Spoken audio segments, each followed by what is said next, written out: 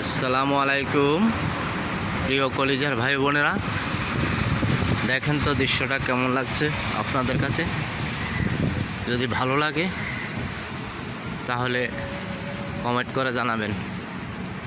কি সুন্দর ফুলগুলা, আসলে ফুল না, এগুলা গাছ, এগুলা গাছ।